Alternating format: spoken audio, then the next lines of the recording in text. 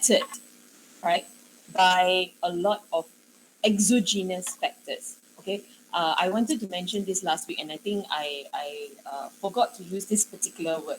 Okay, all right. So before I get into this discussion here, right? Okay, maybe let's just look at this very quickly. The idea of exogenous factors, right? Meaning that there, while we often refer to institutional weaknesses that plague, right, the African states. So we refer to we talked a lot about this last week, right? We talked about the idea of governance. We talked about the idea of weak institutions, right? We talked about the idea of the crutch mentality resulting from the scramble for Africa and the subsequent decolonization process, right? That has led to a lot of these states, right, having a heavy reliance on external actors for assistance, for aid, and so on. Okay, but what we also need to include, right? And I saw, and I did mention it, right? But I want to phrase it in terms of internal challenges as well as external challenges, right? So the internal challenges have arisen largely as a result of the scramble for Africa and then the subsequent decolonization process and the subsequent logic of how a lot of African states had been used as pawns, right, by major powers during the Cold War, right, in them seeking support, right, and then the development of the crutch mentality, and then what you want to label the other deadly cocktail of factors, right, such as things like environmental degradation, right. These communities, they may already be experiencing disadvantages as a result of weak governance, weak institutions, and so on, right? But they're compounded by other factors, right, which are exogenous, meaning out of control, right, or arising from external circumstances, right? So things that they cannot control will be things like, environmental degradation. Communities that are vulnerable, that are on the fringe of society, are left even more susceptible to the vagaries of nature, right? So things like famine, drought, that are compounded by, things like food shortages and water insecurity is compounded by things like famine and drought, right? Okay, you understand the logic now here, right? So there is this combination of factors that you want to include, right, when you discuss why it becomes critical for a unified organization, why it becomes critical for an organization that is able to pool resources or direct states to pool resources, direct states to coordinate action, right, to tackle these kinds of internal and external challenges. All right, this was an additional point we sort of alluded to, right? But I wanted to drive the point home today, right, when we are discussing this, okay? And since we're talking, going into this discussion about, the failure of the OAU, and then we start off by discussing the establishment of the AU, and then we go into the discussion about the effects and so on, right? When we are looking at all of these different points, I would like you all to keep this idea in your mind as well, right? So when you are, looking at the assessment or the evaluation of both of these organizations, right, you want to include this idea of the internal and external, right, or endogenous and exogenous factors, right? This is another, why I wanted to emphasize on this heading, right, of external, internal challenges and so on, right? Number one, it can help to, while we had already come to this conclusion, and we will come to this conclusion again subsequently when we look at the AU, right? We already came to this conclusion that it is not the OAU and the AU, right? They are not, considered by any means to be, one of the more effective organizations, right?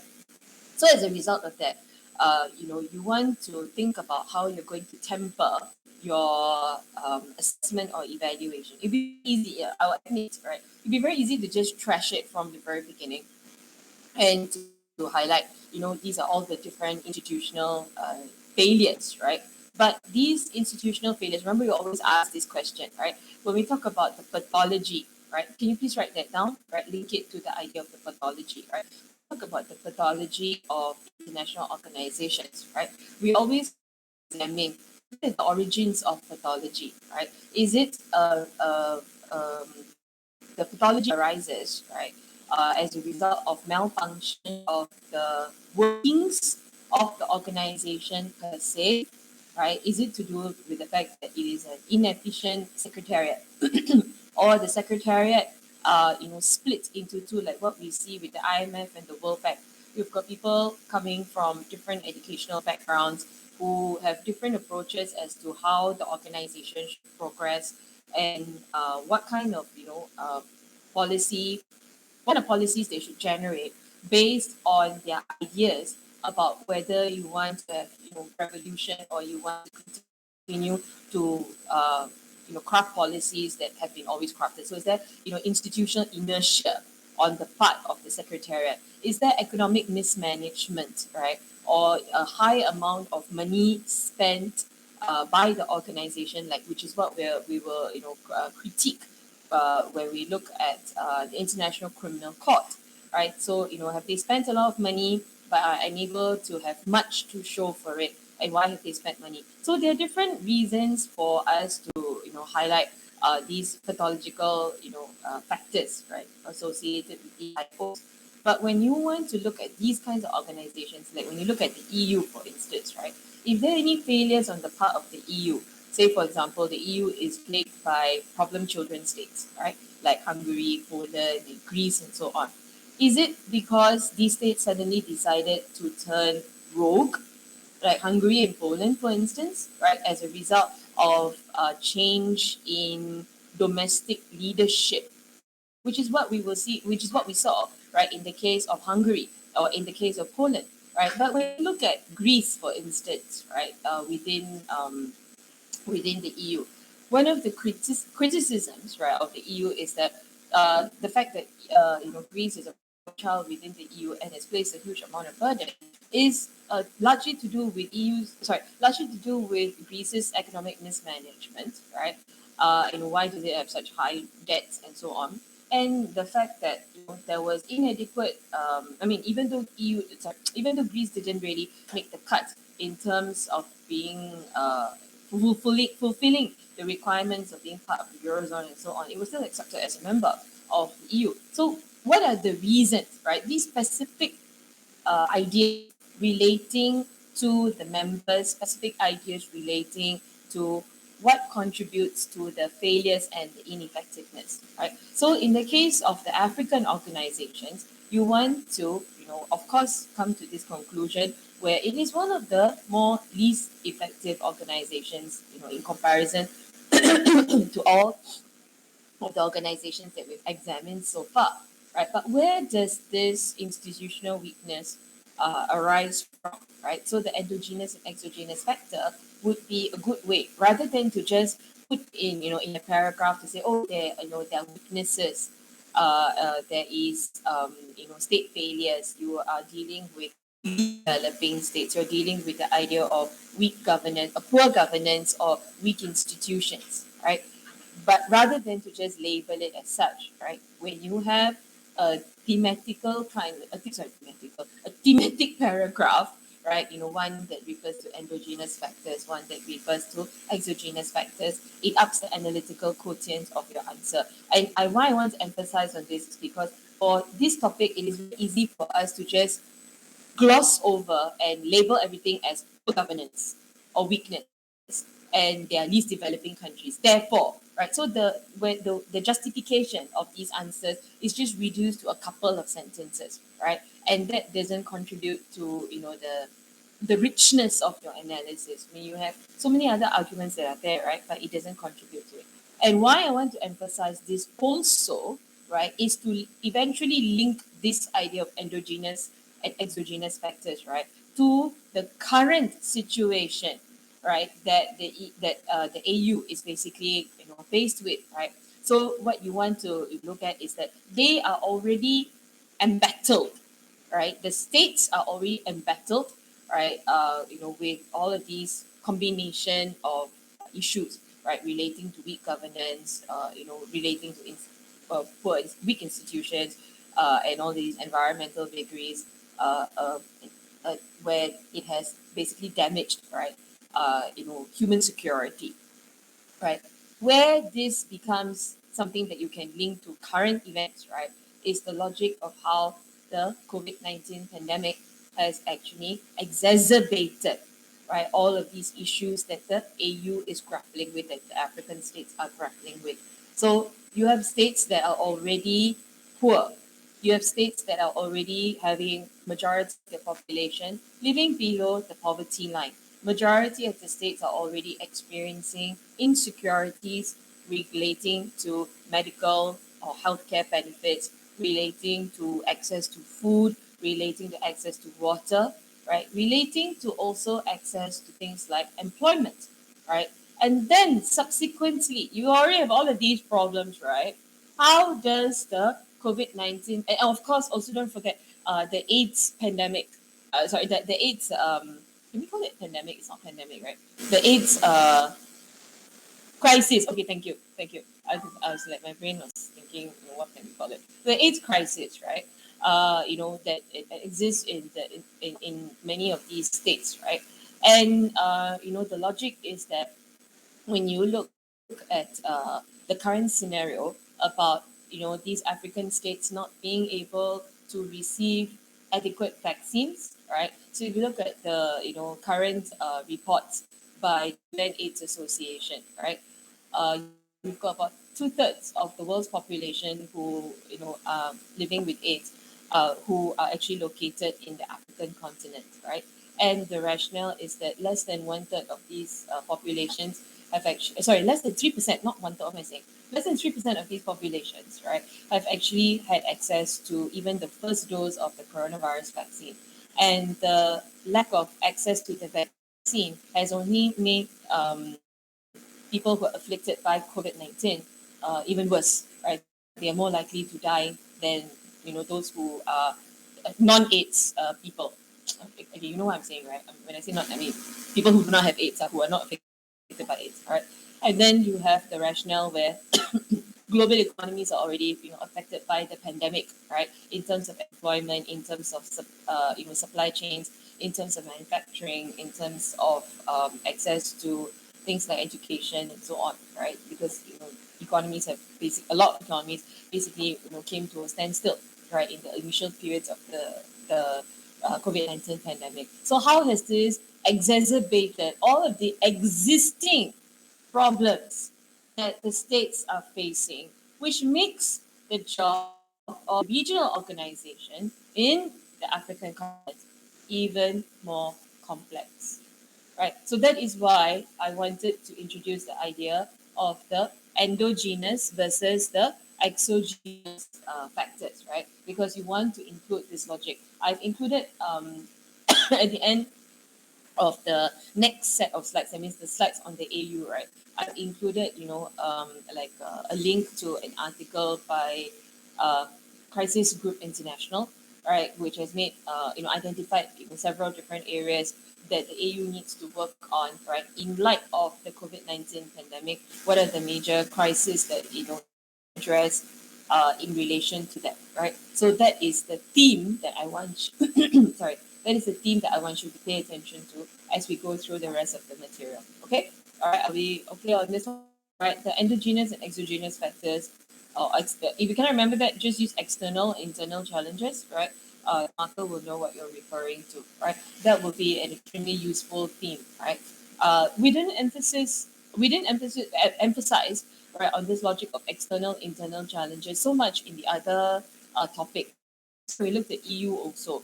We looked at more of the idea of the logic of particular states, right? Because like when we looked at Hungary or Poland and so on, right? Because the scenario is actually quite different. This one is, when you look at the challenges, right, they are almost system wide when it comes to application to the African continent, right? So that is why, I want to emphasize on this particular topic.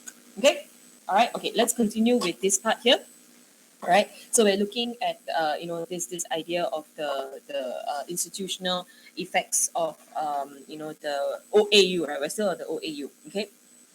So the idea is that both the OAU and the AU, not just the OAU only, right? It has always been described as an organization that has not been able to get its act together. Much. And the worst part is that even internally, right, its own members, right, or its own own member states, right, basically call it a talking club of heads and so on, right? Okay. And what we also okay, did I already go through this slide? Yeah, I think I already went through this slide, but never mind. Let me just finish it up. Since I'm on this slide right now, right? The rationale is that there is, when you look at the failures, right, of the organization, what you also want to pay attention to, right, is the inability to distinguish specific roles for each of these organizations or sub-organizations in the continent, right? So you've got several other organizations, which is natural, right? Because each of these organizations have a specific tend to have a specific focus, or they cater more to particular states within the region that they're located in. So you've got ECOWAS, you've got EAC, you've got SADC, and on, right? But the logic here is that if you have several different organizations, right, then the functions and the roles of these organizations should also be distinct, correct? So that they can more adequately target, right, specific issue areas. It's like the logic of division of labor, right? If all the organizations are going to be looking at the same functions, right, or attempting to do the same perform the same role, then what are you basically doing? The budgets, think about the budgets, right? The budgets that are allocated to each of these organizations, budgets which are already very scarce, right? Because remember, you're looking at a continent, right, with a lack of economic development and growth vis-a-vis, right, other regions, right? So a lot of these states belong to global south category or peripheral category, semi-peripheral category, right? So how much access to budgets and funding do they actually have? Okay, so and how much, and remember also, right, when you have all of these organizations, right, the member states are the ones who also help to contribute to the budgets of the regional organizations, right? And they are already unable to even provide a good amount or a decent amount of public goods and services to their own citizens, right? So what happens to budgets, right? The utility of budgets, if you're going to have several organizations that are having overlapping functions with each other, the redundancy, right? Unnecessary red tape, unnecessary activities, right? Redundancy, you're attempting to solve the same issue, right? So substantial overlap in terms of mandate. Okay, all right. They compete against each other instead of working with each other to solve common problems, which is ineffective. Correct. All right. It's an ineffective use of time, resources, especially, right, in a scenario where there are a multitude, or even better word to use, a plethora of socio-economic and developmental problems to tackle, right? So you have several different organizations. They are staffed, they have budgets, right? But they are all overlapping, right, and become redundant, right? So they basically do nothing to either help themselves or to further integration or to help to increase the OAU's effectiveness. So you could have a scenario where all of these several different organizations that I mentioned down here, right, have good working relationships with the OAU and work in collaboration with the OAU on different areas, right? Instead, what you have is these organizations basically clashing with each other, right? All performing the same function. And at the end of the day, right, the goals that are required are not actually targeted. Okay. So that is, one of the main points that, you want to, refer to. Okay. All right.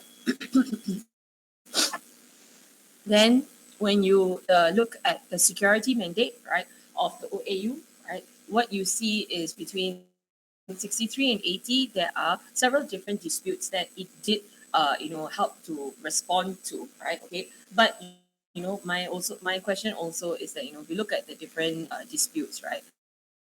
What are these disputes basically related to? Okay, most of it is related to territorial grievances, right? Which is like a common feature in African international society. Why? Right? Because you have the artifice related to the creation of all of these individual nation states. Remember the logic that I mentioned last week about the associated nationality, right? About state created identities, about multiple competing identities among the member states and its citizens, right? So they are identified according to the various cleavages, right? So it could be Christian or could be Muslim. It could be related to the tribes that they come from. It could be related to tribal religions. It could be related to the ethnic groups or the languages and so on, right? And you have, a lot of, territorial grievances that are, related, a lot of territorial grievances that are brought up to the African organization, right, for them to respond to, right? And the rationale is that in a region, remember we talked about how the organizing principle has been sovereignty, right? And if the organizing principle is sovereignty, number one, and then you add on the fact that you have several territorial grievances, number two, you have all of these exacerbated, compounded by the fact that there are numerous cross-cutting cleavages, right? Okay, number that's number three. Number four, right? You have a scenario where there are scarce resources. Scarce resources often leads to competition for these scarce resources, right? And what happens is that when you have number five, weak institutions and poor governance, right? And they're competing for these scarce resources. What does this often result in? Power vacuum, right? So power vacuum, sorry, sorry, power vacuum, right, leads often to disintegration of the state, right? Because the state is already not strong. We already mentioned the weak institutions and the poor governance, right? So power vacuum leads to states that are on the brink of disintegration, right? Failure, state failure, or extreme state weaknesses. So this scenario, right, relating to how strong the states are, right? That's what basically I described in a chain reaction sort of either chain reaction or a cycle, right? Okay, that makes it all the more important to have an effective dispute resolution mechanism, right? Or an arbitration council, right? Because you have all you know that these are the issues that compound it, right? Just like how we saw with the WTO. I'm making comparisons here and there to the other organizations because I want you to see, right? Like the mechanisms are in place or they've thought about these ideas, right? And how it works in other organizations versus how it has not worked in this organization. So that's the reason why I'm making these comparisons, right? Not because I want a comparative angle, but I want to highlight to you, right, that these, if utilized properly, right, a lot of these mechanisms, a lot of these sub-organizations, a lot of these organs, right, within OAU and AU would actually contribute to the betterment, right, of the region. It will contribute to better integration and so on, right? But unfortunately, there's some issues with related to this, right? The kinks that are there. So at the same time, right? So like I pointed out to you, why did I set that background and show you that chain reaction, right? Because I want to highlight that in this scenario, all the more it becomes very important to have a dispute resolution mechanism, right? Just like how, sorry, I was saying in the WTO, right? Because it deals with attempting to even the playing field between developing and developed states with regards to trade.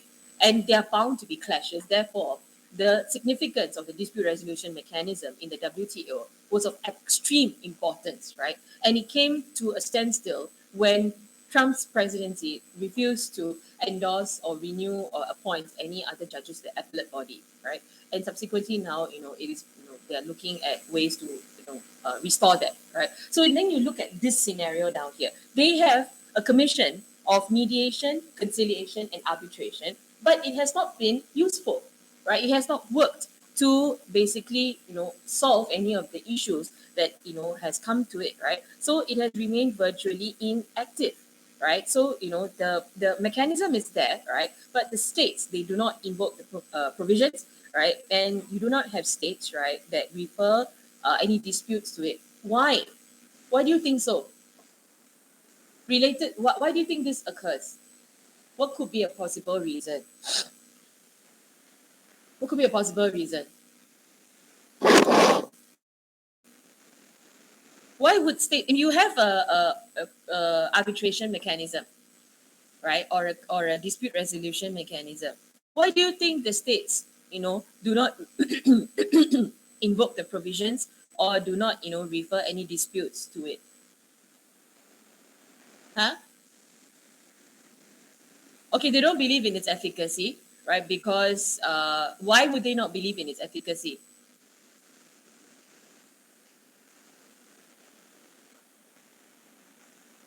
Okay, hold on to that. Hold on to that. I'll come back to that. Why wouldn't they believe in its efficacy? Possibly could be related to, right, the logic of the different cleavages, right, and how they would respond to these various cleavages, right? As to sorry, as to whether you would get a neutral, resolution, right, to the problem, because there is no clear cut, distinction as to, okay, you come from a particular state and therefore, you are like a neutral third party, right? Because all of them have got cross-cutting identities and so on. So that could be one reason why they have lack of, faith. It could be related to also issues relating to funding. It could be related to issues related to training, right? So how effective is the mechanism itself per se? All right, okay, that's one way to look at it. Gabriel, you mentioned the idea of sovereignty issues. Yeah, correct. What? Why? How?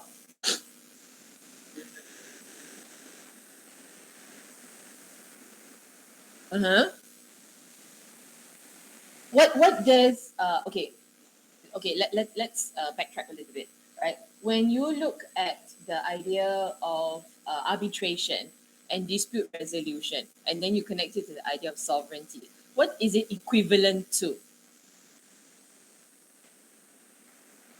Huh? No. What I mean is, what are the actions equivalent to? Arbitration and dispute resolution, what is it tantamount to? If I'm going to come, you and someone else have a dispute, I'm going to come in to mediate. I am basically interfering in, yeah, correct. I'm a third party. I'm interfering in the domestic affairs, right, of your state, correct? And if I'm interfering in the domestic affairs of your state, the logic of relating it back to the logic, the principle of organizing principle of sovereignty, right? If states are so guarding their sovereignty so precious, it's so precious to them, right? And even humanitarian intervention, right, becomes an issue, right, with some of these states like Sudan, for example, right? Then would they be, receptive to a neutral third party telling them, okay, this is how you resolve your dispute. These are, the measures that you need to take. This is how you need to recalibrate your policy or, domestic policy, or recalibrate the way you interact with another state. Correct? Yeah, exactly. That's the point down here. That is why sorry. Yeah, or whatever that is related to, the logic of the sovereignty that we already discussed. So sovereignty equals to not, being receptive to intervention. Not being receptive to intervention then equates to this logic of why states may be hesitant, right? In some other scenarios, right, states which we've examined in different organizations, states may be hesitant to invoke the assistance of a regional organization for one more reason. It can be very costly for states to actually, remember, like the WTO one, right? It is actually very costly for them to bring a dispute to the dispute resolution mechanism, right? Because it costs a good amount of money to file the case and to have action taken and so on, right? And also doesn't guarantee a resolution in your favor either, right? So there are different reasons, how or different, ways that we can think about, why is it that states, despite having access, right, to these kinds of mechanisms, may think twice, right, before actually, invoking, right, the effects, the provisions of the mechanism, right, to experience the effects of it. Okay, all right. But unfortunately, all right, in this case also, the inertia that is present in the, the mediation, conciliation, arbitration, commission, right, basically has allowed the commission to stand by and watch violence unfold, right? Which is very unfortunate. And why this becomes unfortunate is because this is already a region, right, which is exposed to a high number of these kinds of intrastate conflict or civil conflict that, number one, is protracted. Number two, protracted means it goes on for a period of time, right? Number two, right, there are spillover effects where you have, outward reverberation, right? So you've got, a conflict that exists in one state and it spills over to another state, right? Because they either have got, exodus of refugees and so on, right? Or the spillover effect because there are other members of that particular tribe, right, or that particular religious cleavage or ethnic cleavage, right, who also are located in other states, right, and they also, take on the conflict, right, and what was the other one that I wanted to say? Uh, yeah, I think these two major points, right? Number one, which is, protracted. Number two, you got the spillover effect, right? So this is largely, the issue that you see. Okay, all right.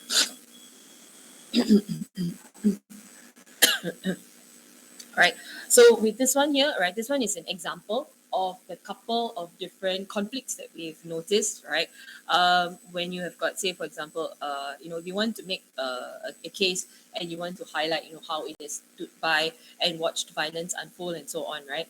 At least have one example in your final exam, right? If you're going to make reference to this, right, you need to have at least one example, right? Empirical example, say for example in Ethiopia versus Somalia, right?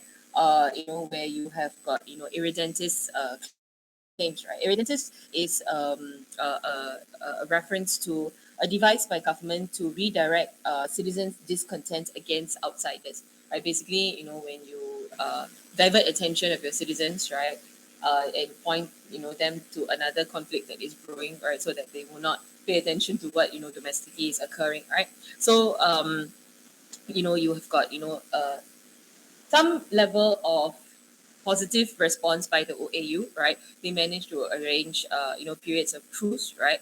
But you also have an intensification of the conflict. It's exacerbated in the Rwanda versus Burundi issue, right, where refugees basically, are engaging in subversive activities, and OAU, basically was unable to do much regarding that, right? So have at least one or two examples, right? I would recommend having two examples, right? One that at least is able to help you, one that will, show you that they were at least able to, make some kind of inroad, right? And the second example to say that, look, they basically were unable to do anything, they just stood by and watched violence unfold. I like that phrase, standing by and watching, standing at the bylines and watching violence unfold, right? Because that really highlights, the ineffectiveness of the organization. Okay, all right. And the last example is also a very good one, because the logic is that you have a state, that comes to the OAU and says, please help me, right? And the OAU is ineffective, and eventually you have the rationale where the state that asks for help, right, says, forget it, never mind, it's okay, right? So Biafra, basically, decline OAU involvement instead, because basically the organization did nothing to actually solve the dispute, and only, had, enough uh, authority to basically say, oh, you need to, think about the territorial integrity of, of a particular state. And if you're a neutral third party, you're supposed to be looking at the case, looking at a dispute in a case by case manner, right, and see how the law or the policy can be interpreted, right, rather than to just, reiterate a particular principle relating to it. And when they do that, right? It appears that they're taking the side, of one of the, those involved in the conflict, right? Relating and that subsequently, results, not relating, that subsequently results, right, in the parties affected saying this is not neutral, dispute resolution either, right? So these are some of the examples, the more significant examples. There are more than this. I picked out these few, right, because I felt that these were the most significant ones. Okay, all right, then you've got, finally, right, you've got in 1993 the mechanism for conflict prevention, management, and resolution, right? But there are several other conflicts, the most stark being the Rwandan genocide, right? And the Rwandan genocide is a clear indicator, right, that that the OAU was unable to basically involve itself effectively in any of the the conflicts. But take that with a pinch of salt, right? Because you have an organization that is already weak, right, that already doesn't enjoy much mandate, much legitimacy within the region itself, right? How much power does it actually have? Okay, take that, right? And then we say, oh, it wasn't able to tackle the Rwandan genocide. Fine. The UN also wasn't able to do anything about it. Am I right? Right. So when you critique, right, and you're using, say, for example, the Rwandan genocide as an example, right? You want to think about how did how did the the other international actors, right, or the international community also respond to the Rwandan genocide, right? So the rationale is that if you use the Rwandan genocide as a focal point, right, then you would say that it's almost like as if all the various actors, regional and international, that are meant to assist states or assist continents like Africa that are already embattled or battling all of these various internal external challenges, right, intense internal conflicts or civil conflicts, right, all of them have basically not being able to do much, right? Either their hands are tied, right, for whatever particular reasons, or they are not motivated to address these conflicts either. So it's almost like as if, right, these states have been abandoned by these regional and international structures. You want to take a kinder, gentler approach, right, to the resultant impact, right? Because remember, sometimes we talk about the logic of the international organizations and so on. But remember, when we talked about organizations like IMF and World Bank, what did we do? We brought the discussion down to those that experience the effects of the governance related to the organization, related to the state, right? So if you want to soften, the discussion a little bit, or you want to emphasize the fact that, look, there's this very unfortunate combination of factors, right? And at the end of the day, who's the one that basically suffers? Is the peoples, right? So depends on what the question. I mean, I'm just giving you different ideas and different perspectives, right? What you do with it and how you incorporate it into your exam answer depends on the exam question number one. Depends on the angle that you're taking, right? So my idea is to give you all of these different ideas, right? You take all of these ideas, right, and see how you want to sort them out, right? See how you want to incorporate them into your argument, right? Just to give you an idea, okay? And then me giving you an idea like this may spark off some other idea that you may have when you're reading, the readings, or you're doing the journal articles, or and so on. You understand the rationale down here? So I'm not asking you to definitely include, these kinds of arguments. I'm just asking you to think about it, right? That there's a potential, right, in using these arguments, and this is how you start to piece things together like jigsaw puzzle, right? And you can eventually come up with a higher level discussion. Okay, all right. So at the end of the day, right, what you basically see, right, is that by the end of the 90s, right, the OAU basically, they adopted, several different treaties that agreed on, very, large number of, communiques and declarations and so on, right? But basically, do these have actually any impact? So, looks good on paper. Practicality, right, in real life, right, does it have any kind of impact, right? Attempts to lay down general principles and so on, right? So the rationale is that a lot of these states, right, they tend to blame the Western powers, right, or the Western-dominated international organizations for their failures, right? Say that they don't have adequate funding, they don't have adequate resources, they are already beaten down as a result of colonization and so on.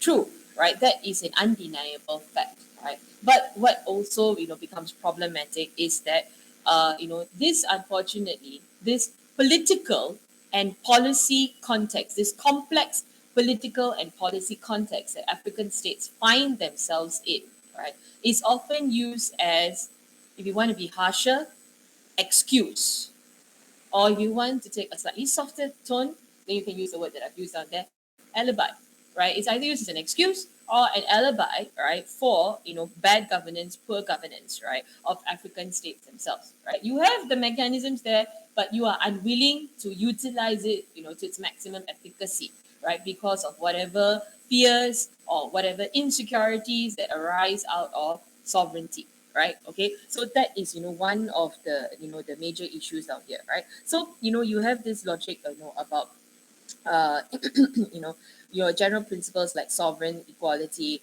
non-interference in internal affairs, territorial integrity, condemnation of political assassination, subversion, peaceful settlement of disputes, and all of these things, emancipating your territorial territories and so on, right? Okay, all of this basically are things that they aspired to achieve, right? But you constantly blame the political and the policy context, right, that you are located in, and therefore are unable to make much headway, right? So that is, the major problem that plagues, the OAU. Okay, all right. So basically, what you want to highlight is the emphasis is on the negative aspects. Then you want to go on, to talk about some of the contributions, right? So what you want to highlight is, say, for example, tackling the issue of spread of HIV, right? And then you also want to talk about, using Pan-Africanism to unify, right? So several examples, like, say, for example, you've got provision of training, military bases. You've got, sponsoring of the military force and so on, right, to help to establish law and order. So there's a combination, right? You have some examples to highlight how they how they contributed to peacekeeping forces, how they, and the logic here is that it's not that they always, stood by and witnessed, violence unfolding, right? But there is, you know, uh, an attempt to address these, right?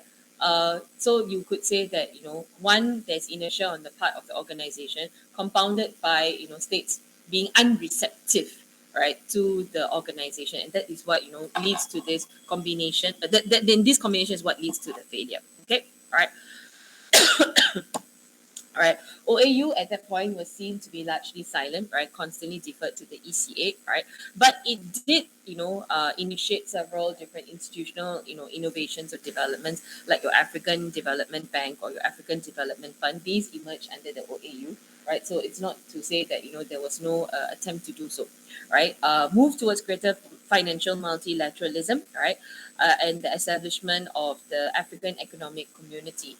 What you want to emphasize here, right, is that these efforts, and you want to mention this in your discussion, right? Why? Because you want to show that stark difference, that they may have had a slightly easier time in tackling issues relating to, number one, socio-economic development, right? So that means social problems, right? That is the first part. So things like, attempting to tackle certain aspects of poverty, or attempting to tackle certain aspects of, like, say, addressing the AIDS crisis, right?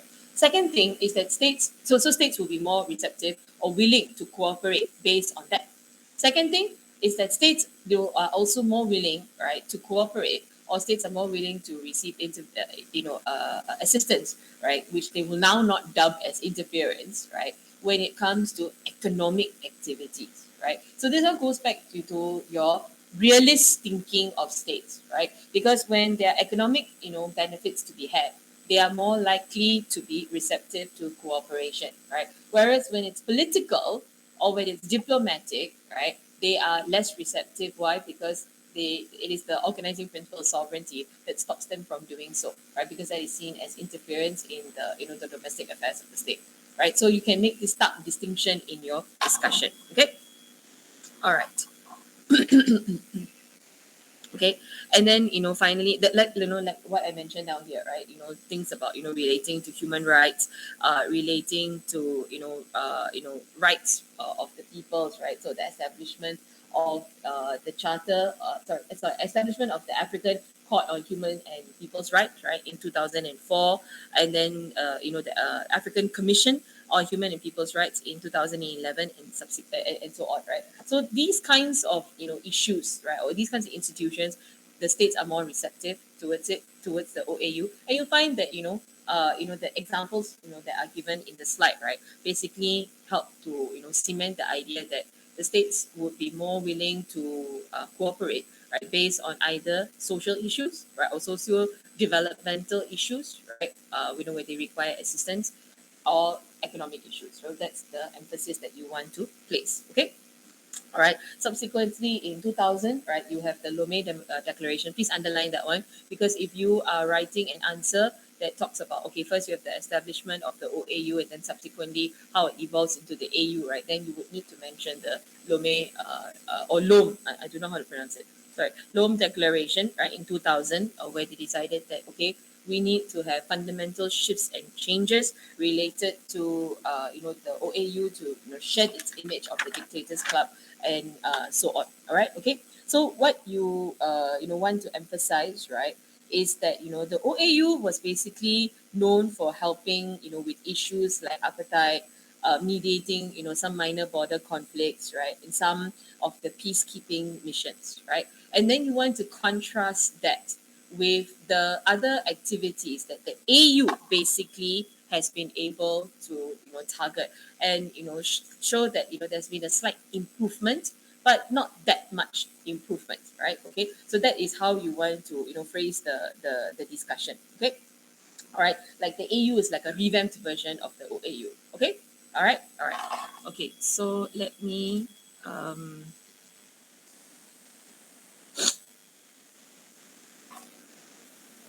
okay, so I have already given you all the background and everything, so I will not be, discussing any other background. All right. Okay. Let me just start off by talking about this. Right. I've got a couple of different videos for you. Okay. Please take a look at them, and then I want you to particularly pay attention to this one here.